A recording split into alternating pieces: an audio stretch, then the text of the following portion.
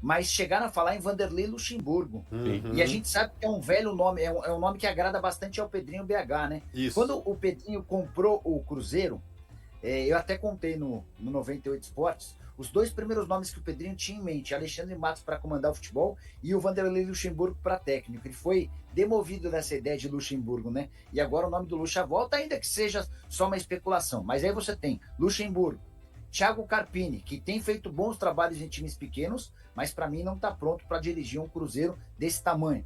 O Antônio Oliveira, você pode reparar, toda vez que um clube ficar disponível, o nome dele é especulado, eu acho que muito por conta também de assessoria de imprensa.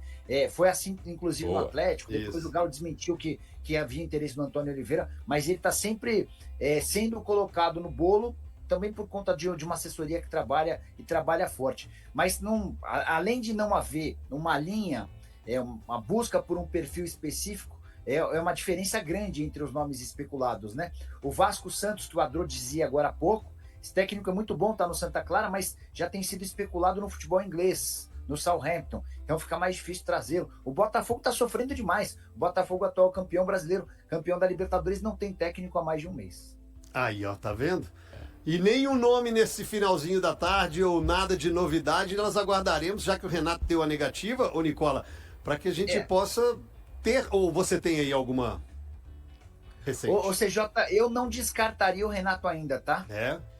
O Adro tava falando de condições e tal. Eu gosto sempre de falar de valor, eu sei que muito jornalista não gosta. Eu gosto até para que a gente possa tirar as conclusões e fazer o custo-benefício. O Renato Gaúcho, enquanto técnico do Grêmio, ganhava R$1,5 milhão por mês, livres de impostos. Só pro Renato, tá? Comissão técnica dele e também as luvas, a comissão para o empresário. Ele queria reproduzir essa condição no Cruzeiro. Então, dá para dizer que com o Renato, comissão técnica e também a parte do empresário, o Cruzeiro gastaria bem mais do que R$2 milhões mensais, até porque a parte do Renato é R$1,5 milhão livre de impostos. Isso, perfeito. O Cruzeiro chegou à conclusão de que não há a menor possibilidade de fazer um investimento desse tamanho. E sugeriu ao Renato o valor de R$1,2 milhão com impostos, com toda a tributação. O Renato entendeu que esse valor estava muito distante e não houve acordo.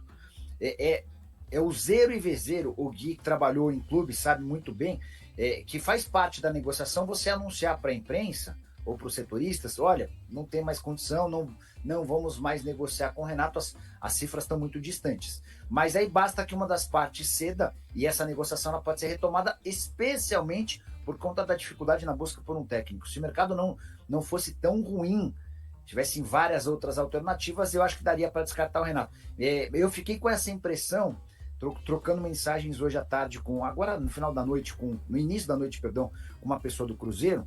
Eu perguntei assim, melou mesmo o Renato? A resposta foi, vamos aguardar. Eu esperava alguma coisa taxativa, né? Esquece, não vem mais. O vamos aguardar me causa a impressão de que pode, eventualmente, se uma das partes recuar, ter até uma retomada de tratativas. Diretamente à redação de Belo Horizonte, então, para falar sobre esse dia seguinte, né, da demissão oficializada. A demissão mais cantada do início da temporada. Parece que a gente está no final de 2024 falando desse tema. Foi um amadorismo do Cruzeiro. Sem dúvida alguma. Que mostra que nem sempre a SAF vai te dar o profissionalismo que o futebol exige, né? Eu falei, mas o Cruzeiro tem um modelo de SAF. Agora, a gestão de SAF, talvez a gente não esteja vendo nessa decisão. Tempo de corrigir, acho até que vai dar, mas assim, foi feio, né? Feio. Exatamente. O Cruzeiro agora procura um substituto. Gabriel Duarte já está aqui com a gente no nosso telaço do Tá Na Área. Gabriel, boa noite para você, bem-vindo ao Tá Na Área. Plano A para substituir o Diniz era o Renato Gaúcho, mas parece que não vai acontecer, não é isso, amigo? Bem-vindo.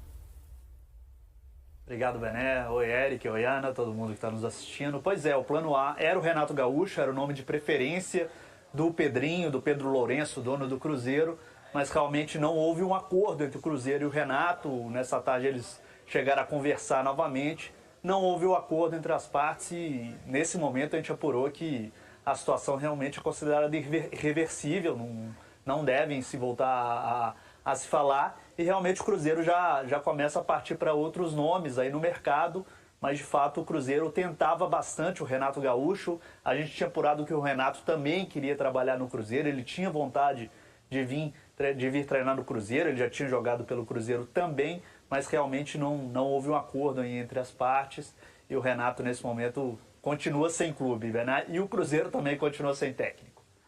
O Renato até foi, né, um nome muito buscado por clubes que buscavam treinadores no fim de 2024, mas não fechou. Com o Santos, com o Vasco também foi um nome que foi procurado. Eu achei que dessa vez fosse acontecer no Cruzeiro. O Renato tem uma história bonita como atleta lá. E o que tinha de diferente também, eu acho, Eric, é que no Cruzeiro, acho que o material humano dá mais possibilidades. O tipo de vestiário, né, que ele gosta, né? Exato. Os caras grandes, pesados. Os medalhões, né? E ele sabe lidar com esse tipo de jogador, de atleta, né? Eu achei que dessa vez fosse dar casamento, Renato e Cruzeiro, de verdade. Porque ele até fala, ele emite até um comunicado oficial naquele momento que ele queria dar uma pausa. Depois de uma saída do Grêmio, enfim, de uma reta final difícil ali com o Grêmio brigou na parte de baixo da tabela do Campeonato Brasileiro, mas pelo menos, no meu entendimento, acho que quando chegasse o Cruzeiro e desse essa oportunidade para ele no começo da temporada ainda, né? Porque, de certa forma, joga a pré-temporada do Diniz no lixo com essa demissão que a gente já imaginava que acontecesse até desde o ano passado. No Cruzeiro ele teria um elenco superior, pelo menos naquele momento, a que o Vasco e Santos ofereciam para ele, mas, enfim, não chegou a um acordo e o Cruzeiro segue para essa busca agora por técnicos e a gente vê nesse momento, né, Ana, até o Botafogo passa por isso também, aquelas listas mais variadas, né? Um cardápio, eu quero uma lista de treinadores. Um não tem nada a ver com o outro, né? É uma lista de treinadores disponíveis no mercado nesse momento. Que mostra que os clubes, eles nunca têm avaliação técnica, né? Fazer um paralelo, quando a gente ouve dirigentes fazendo análise técnica do treinador, como a gente viu o Boto do Flamengo, a gente não tem isso muito aqui no Brasil. A avaliação, ela é puramente dar resposta e ganha logo aí é isso que eu quero. Não importa como você joga, se o meu elenco combina ou não com você, porque, por exemplo, o Diniz, o elenco do Cruzeiro nunca combinou com o estilo do Diniz. E depois as contratações também. Outro modelo de jogador em relação ao que ele pensa como futebol. E agora, ouvindo o Eric, esse elenco do Cruzeiro é a cara do Renato. Várias opções ofensivas do jeito que ele gosta, jogador de lado, jogador de força, jogadores cascudos, acostumados, né, com momentos difíceis. Jogadores de personalidade temporada. No banco, fora dele, campeões. Então, assim, é um elenco com muita cara do Renato. Mas me parece que ele não está muito empolgado para voltar a trabalhar. Não, acho que não é nem com o clube. Eu acho que é ele mesmo que está desgastado com o futebol, Talvez seja. E era até uma curiosidade também. Eu até falei isso aqui ontem no Tá Na Área, que imaginando até que o Renato fosse topar esse desafio. Até porque também é um treinador que recupera esse tipo de jogador, a gente já viu em outros momentos, para vê-lo mais uma vez em outro ambiente, né? Acho que na última década o Renato foi técnico do Grêmio em 9 de 10 anos, se a gente parar para analisar, 8 de 10. Passou 6 meses no Flamengo. A experiência rápida no Flamengo em 2021. Então também para quem gosta de acompanhar, enfim, para quem tem o Renato em determinado momento foi cogitado até na seleção brasileira naquele momento. Talvez se ele tivesse um desfecho melhor no Flamengo. Se ele ganho a Libertadores no Flamengo, ele poderia ser um primeiro nome na era pós-Tite, né? Então também era algo que gerava uma expectativa de ver o Renato fora do ambiente Grêmio. Eu tinha quase certeza que as coisas iam acontecer nesse agora Cruzeiro e Renato, assim, exatamente pelas razões que eu e a Ana falamos agora. E o Cruzeiro agora volta a estaca zero, né? Tem o Wesley lá, que é um cara que já trabalhou no Atlético Paranaense, dirigiu o Atlético Paranaense em Série A e tudo. Mas o Cruzeiro está atrás de um técnico, já disse inclusive que o Wesley é um técnico interino, né? E volta a estaca zero. Acho que tem que ser uma escolha muito criteriosa. Sim. Eu vi uns memes dizendo sobre o Tite, né? Esse dá pra cravar que não vai ser, né? O Gabigol já falou até na apresentação que... Claro, é uma brincadeira, mas você olha pro cenário do futebol brasileiro, quem hoje poderia assumir o Cruzeiro? Né? Difícil, né? É difícil, não é uma escolha fácil. Por isso é que eu achei que o Renato seria uma bola de segurança boa, assim, bem objetiva até. Até passar a bola pro Gabriel, para ver se existe alguém na frente agora, já que o plano A não deu certo. Como é que tá essa fila aí pro Cruzeiro escolher esse novo comandante para 2025? Pois é, Bené, a lista, como você disse, aí é grande, porque são vários nomes que o Cruzeiro está avaliando. A gente apurou aqui o Luiz Castro, um dos nomes que o Cruzeiro avalia. O Cruzeiro já fez um primeiro contato, inclusive, com o Luiz Castro, para saber as condições para a contratação, mas ainda não se chegou a uma proposta. Esse treinador, o Luiz Castro, passou pelo Botafogo, né? Estava no Al Nassr da Arábia Saudita, ainda tem salários a receber, uma espécie de multa contratual com o Al Nassr até meados agora desse ano. Então é um treinador que é bem avaliado no Cruzeiro, sim. É um treinador que a gente sabe que gosta de participar bastante da gestão do clube, do futebol. Então é um dos nomes que o Cruzeiro está avaliando nesse momento. Outros nomes também o Cruzeiro avalia, como o do Antônio Oliveira, que esteve no Corinthians no ano passado. O Thiago Carpini é outro nome também que o Cruzeiro avalia bastante, que tem consideração por esse treinador. Ele está no Vitória nesse momento, ele tem contrato com o Vitória, tem uma multa contratual, inclusive com Vitória, mas o Cruzeiro avalia muito bem esse treinador, avalia como uma possibilidade também de investir no mercado, mas aí teria realmente que chegar a um acordo com Vitória, um pagamento de multa contratual, mas é um nome sim muito bem avaliado. E tem outro português também, que vocês já falaram inclusive, que teve na mira aí do Botafogo, que é o Vasco Matos. O Vasco é uma das sensações aí do campeonato português, porque ele está levando o Santa Clara às primeiras posições, está na 5ª colocação do campeonato português, tem feito uma boa campanha lá em Portugal, então é um nome que o Cruzeiro também avalia muito bem, mas também teria que chegar a um acordo com o Santa Clara. A gente sabe que o Southampton da Inglaterra tentou esse treinador há pouco tempo, então o Cruzeiro tem esses nomes nesse momento sendo avaliados, mas até o momento nenhuma proposta foi realizada pelo que a gente apurou, mas o Cruzeiro tem certa pressa, porque, como você sabe, o Campeonato Mineiro é de tiro curto, o Cruzeiro já fez 3 partidas, tem mais 5 a fazer, e é quarta e domingo aqui no Campeonato Mineiro. O Cruzeiro já tem jogo quinta-feira contra o Itabirito. Nesse jogo, Wesley Carvalho deve comandar a equipe, porque não se deve conseguir acertar com o novo treinador até lá. Mas na semana que vem, por exemplo, já tem clássico. Tem América, tem jogo contra o América e jogo contra o Atlético. Então são jogos decisivos para a classificação do Cruzeiro. Então o Cruzeiro tem certa urgência para contratar esse novo treinador para o lugar do Fernando Diniz. Ô, Bené, Ana, você vê a lista que, Isso que eu ia falar. que a gente apresentou ali? É restaurante aquilo, né? Você pode comer churrasco, você pode comer massa, você pode comer uma salada, você pode encher o prato com tudo, enfim. Por milho, E nem coloco só na conta do Cruzeiro, não. A gente está acostumado de uma maneira geral. É o Cruzeiro quem hoje, tá amanhã livre. vai ser Quem um tá outro livre. time, Nem todos aí estão livres, inclusive. Open bar de comida. Escolhe lá e come o que você quiser. Um bandejão, cara. Então... E o nome do Luiz Castro é um que vem aparecendo, né? A gente viu no Atlético Mineiro, no Santos.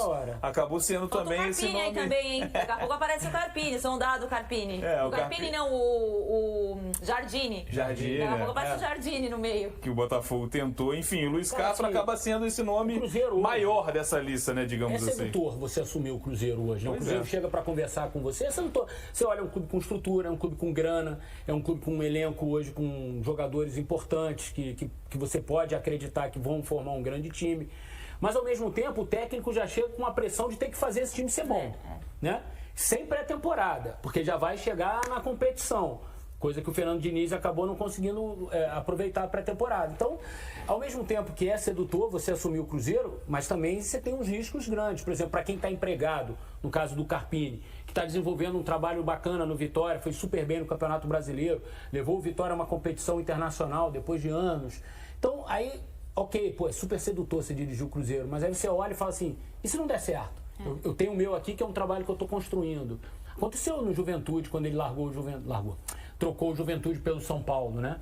E aí acabou, foi no São Paulo, foi bem, tudo ali, ganhou a Supercopa. O próprio Rogério estava no Bahia, Fortaleza, vai pro Cruzeiro. Vai pro Cruzeiro. Então, eu acho que hoje em dia o treinador vai pensar muito antes de assumir o Cruzeiro, não pelo Cruzeiro, mas porque... vai ser uma exigência grande. Esse Cruzeiro vai exigir do técnico muito. E o Luiz Castro dessa lista que a gente vê um nome com mais casca, eu imagino assim. E o Carpini, ele acumula trabalhos bons esses últimos anos. Se a gente pegar desde o Água Santa, que foi finalista do Campeonato Paulista, ele tem o acesso com o Juventude. O Vitória era virtual rebaixado para muita gente. Ele consegue fazer um trabalho ótimo no Vitória, mas existe esse lado também, né? Porque, mal comparando, né? Colocando 2 treinadores mais jovens e promissores, o Seabra, quando estava no Cruzeiro, ele não teve margem para erro. A gente acompanhou na temporada passada o Seabra, claro, tendo problemas com a chegada desses reforços e tudo mais. O Cruzeiro no Campeonato Brasileiro oscilando muito, mas era um treinador que estava levando, jogando bem, aí a gente pode debater, mas estava levando o Cruzeiro longe na Sul-Americana. E aí, na primeira oportunidade, a diretoria optou por encerrar o trabalho do Seabra naquele momento e contratar o Diniz. Mas nem o Diniz teve essa casca, teve essa cancha para ter esse momento, essa, digamos assim, oportunidade para errar no comando do Cruzeiro, né? Não, e assim, o Diniz, ele foi demitido no final do ano e permaneceu, né? Então, assim, naquela história meio maluca da coletiva, enfim... cara... Foi mais surpreendente ele ficar do que não ficar no fim do ano, né? E aí tudo bem. Já que a opção foi pela permanência, a gente imaginava, pelo menos no cenário ideal, que nunca acontece no Brasil, de ter alguma convicção. Olha, vamos dar a pré-temporada pro Diniz, vamos ver no que dá. Mas não passou nem de janeiro, né? Não, e porque o trabalho do Diniz, assim, eu tava fazendo esse exercício ontem, eu não me lembro dele começar voando nenhum trabalho. Ele sempre começa com dificuldade, porque até implementar o modelo de jogo, os jogadores confiarem no modelo de jogo, demora mesmo. Ele não me lembra, assim, alguém pode me derrubar aí na internet e lembrar de algum trabalho que ele tenha dado resposta rápida. Porque se você pensar os trabalhos que ele foi muito mal, Atlético Paranaense, demitido, Vasco, que ele foi demitido, Santos, eu acho que a passagem foi rápida também.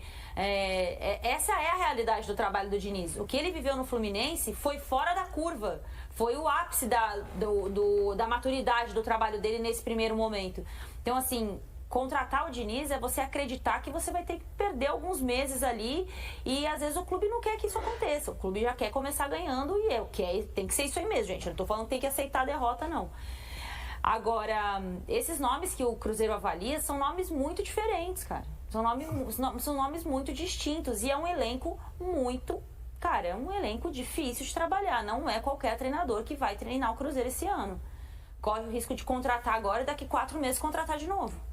É isso, que não seria nada surpreendente tratando-se de futebol brasileiro. É um vestiário pesado, cara. Sem dúvida. É muito difícil, pesado. cara. Esse é um contexto que é levado em conta certamente também, né, Gabriel? Desses jogadores que a gente fala, para listar esses 3 principais, né? O próprio Pedro Lourenço já falou isso, que o Cruzeiro conseguiu o maior ídolo, né, dessa geração, né, dessa época, de Corinthians, Palmeiras e Flamengo. Cássio, Dudu e Gabigol. São 3 nomes gigantes, então não é um vestiário. Pereira, você tem além Fabrício disso, Bruno, você tem Lucas Silva, você tem Lucas Romero.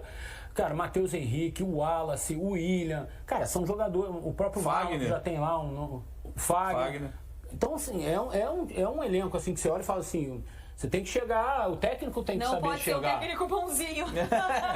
Isso certamente é levado em conta também, né, Gabriel, na hora de fazer esse perfil. E, claro, contextualizando com o que você falou, o Cruzeiro tem essa recuperação, digamos, para fazer no Campeonato Mineiro, com 2 jogos importantes pela frente. Pois é, e até por isso esperava-se o acerto com o Renato Gaúcho, porque considerava-se que era um treinador muito bom de vestiário para conseguir conversar com os jogadores, acalmar os ânimos na hora que precisasse. E o Renato já tem esse histórico também, né, de trazer jogadores que não estavam tão bem e ele conseguir voltar, que eles joguem muito bem. Foi o caso muitas vezes no Grêmio, né, e esperava-se isso talvez com o Gabigol, o Dudu, até o próprio Matheus Pereira, que terminou a temporada não tão bem. Então, esperava-se que com o Renato Gaúcho o Cruzeiro tivesse esse trabalho muito bom de vestiário com esses atletas de muita experiência. O Cruzeiro montou um time com jogadores muito experientes, com grandes conquistas na carreira, visando realmente voltar a ganhar grandes títulos. Então, o Renato era visto como um ponto forte nesse aspecto do vestiário.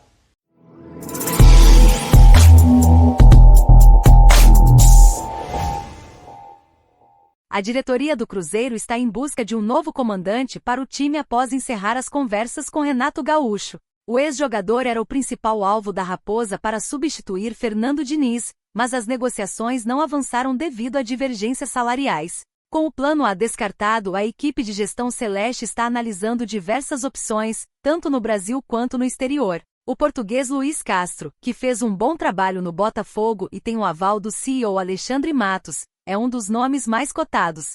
Outros treinadores portugueses como Antônio Oliveira e Vasco Matos também estão na lista. No Brasil, o experiente Vanderlei Luxemburgo, com o apoio do dono da SAF Pedro Lourenço, é outro nome que surge como possibilidade. A expectativa é que o Cruzeiro anuncie o novo técnico até o final da semana. O time tem um compromisso importante nesta quinta-feira, diante do Itaberito, pelo Campeonato Mineiro. E aí, galera? O que acharam? Deixem nos comentários. Não se esqueçam de deixar o like e de se inscreverem no canal e acionar o sininho para receber as notificações. Até mais, Nação Celeste! Vamos pra frente!